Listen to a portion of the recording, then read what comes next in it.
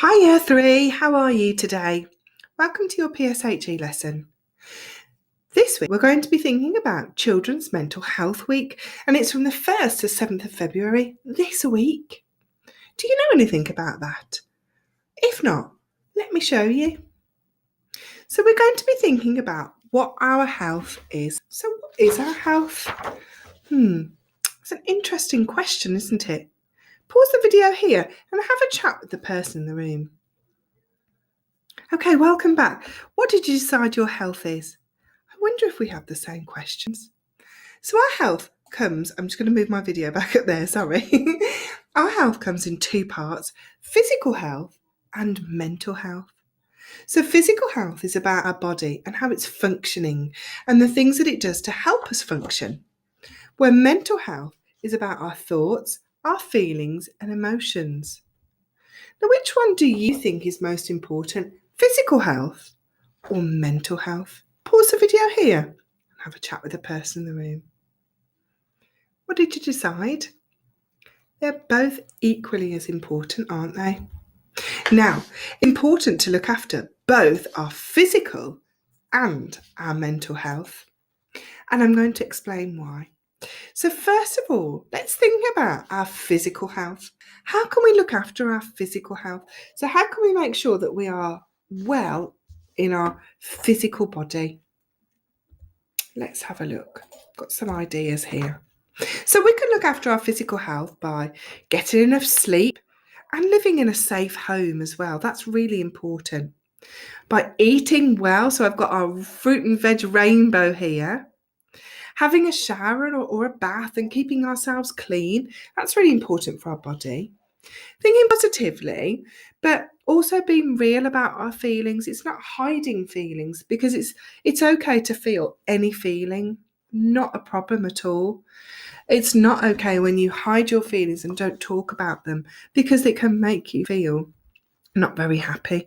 And it's important, even if your feelings are not positive ones, it's still important to share them so people can help you. Also, thinking about dressing well. So, thinking about when it's hot, making sure we've got suntan cream on, we've got the right type of clothes on. When it's cold, we're wrapped up nice and warm. And also, exercising, so important for our physical health. Exercise and sleep and eating well is also really important for our mental health too. Now, let me just make sure that, there we go. I've also got this little picture here, which I thought was really lovely. So I'm going to move my picture up here. So looking after yourself, making sure you get plenty of sleep. So here's some really good tips for getting a good night's sleep. Because when you've had a good night's sleep, it makes you think clearer the next day. It helps you deal with things in a much more calm and balanced way the next day as well. So it's really important that we get enough sleep every day. And the experts say that we should get around 8 hours sleep per night. So to do that and to be successful in your sleep, really good idea to turn off any laptops or devices or mobile phones before you go to bed because they emit a blue light which tells your brain it's still daylight. So the blue light, even though they don't look blue, the light that comes out of our mobile phones or our TV screens is a blue light that tells your brain it's still daytime. So that's why sometimes if you've been playing on your computer quite a lot, then you can't get to sleep afterwards. It's because your brain still thinks it's daytime. So it's really important that you turn that off. Also having a really good bedtime routine.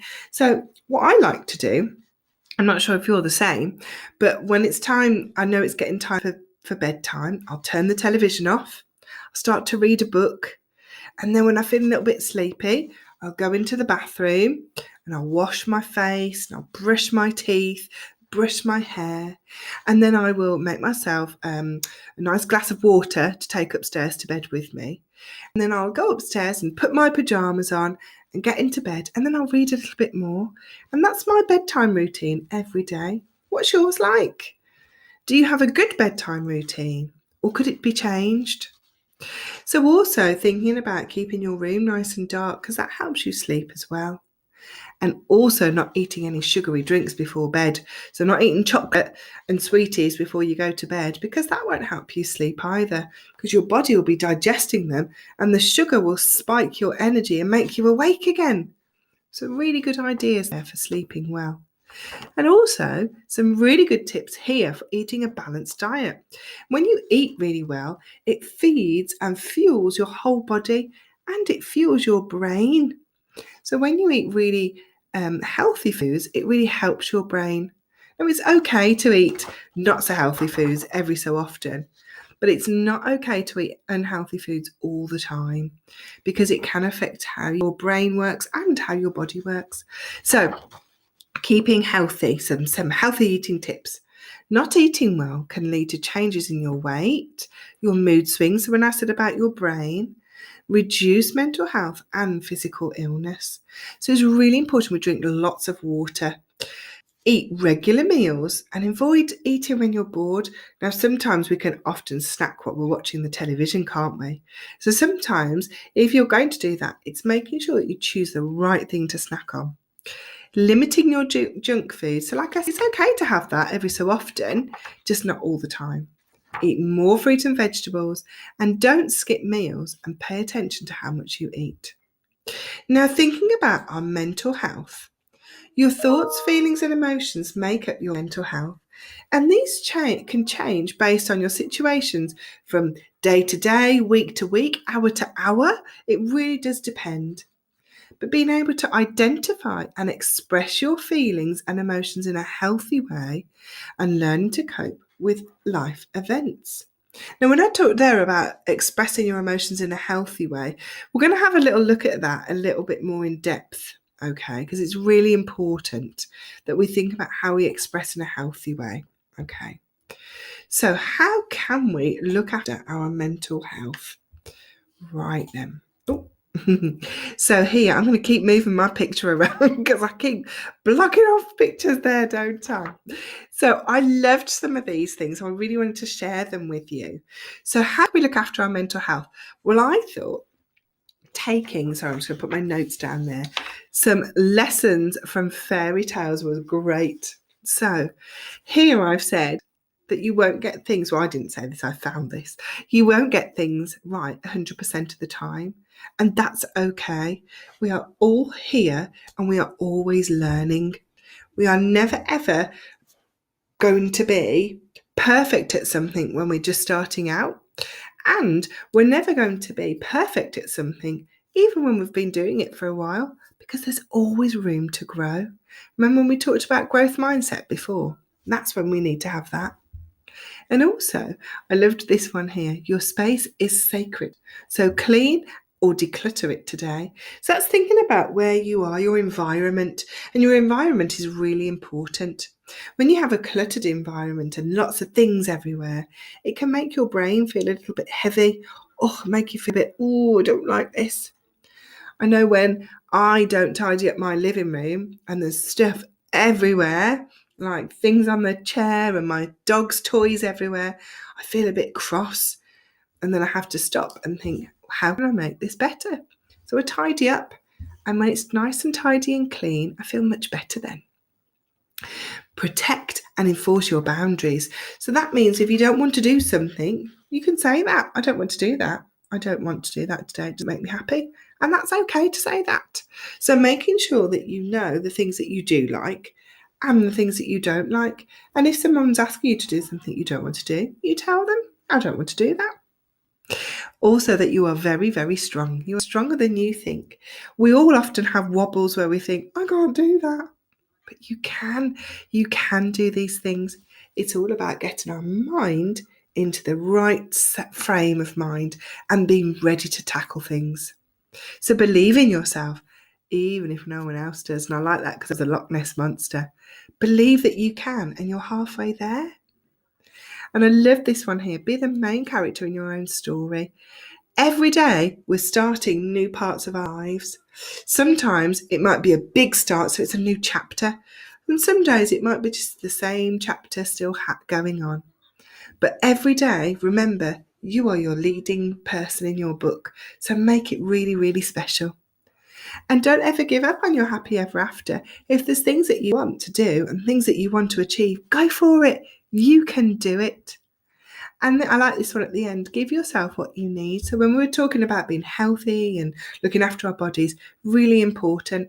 And then here I've shared one for mums and dads as well to have a little look at. So this is to help you children, for your mums and dads to help you as well, or whoever looks after you at home.